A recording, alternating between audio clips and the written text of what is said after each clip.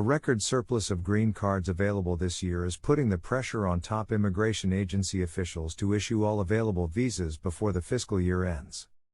The backlogs at U.S. Citizenship and Immigration Services, USCIS, have snowballed to create an avalanche of consequences for the agency, applicants, and petitioners, according to the annual report issued by the Office of the Citizenship and Immigration Services, CIS, Ombudsman earlier this month. Visit our Swat&Vee channel with your questions to see how best we can help you out your process. Please don't forget to subscribe if you're new to the channel. Now, let's get into the video.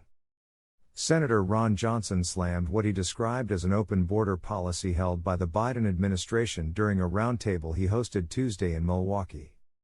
Pointing to record-high border apprehension numbers from the U.S. Border Patrol, Johnson said the number of illegal migrant crossings was a crisis, and a threat to Wisconsin mainly because it increased the likelihood of fentanyl continuing to fuel a rise in overdoses.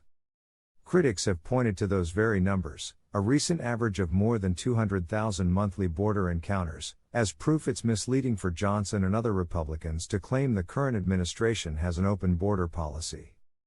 Johnson seeks to make immigration a key issue in the high-profile Senate race this fall. He says that immigration reform is off the table until border security improves. The campaign for Johnson's Democratic opponent, Lieutenant Governor Mandela Barnes, declined to comment for this story. The Democratic Party of Wisconsin pointed to Johnson's vote against a bipartisan immigration bill that passed in 2013 as a sign Johnson was more focused on rhetoric than repairing the country's immigration laws. Whether it's voting against comprehensive immigration reform that would have secured our border and fixed the broken immigration system, party spokesperson Philip Schulman said, or protecting big pharmaceutical companies that exploited the opioid epidemic, Ron Johnson isn't serious about keeping our communities safe. Johnson said Congress should not take up immigration reform until the borders are more secure. His stance was echoed on the panel by Mark Morgan, who served as Commissioner of U.S. Customs and Border Protection under the Trump administration, and Brandon Judd, President of the Border Patrol Agents Union. Among the many unfortunate things about what's been happening during this administration is you set back the possibility of immigration reform, Johnson said. Because the first step in doing so is to secure the border, having a border under reasonable control.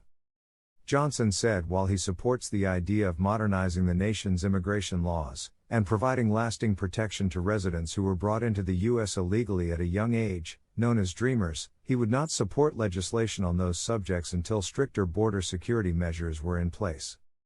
Judd said the current issue with security was too many of the migrants caught by patrol agents are under court order to release them, as opposed to deporting them. Yes, we still have enforcement on the border, he said.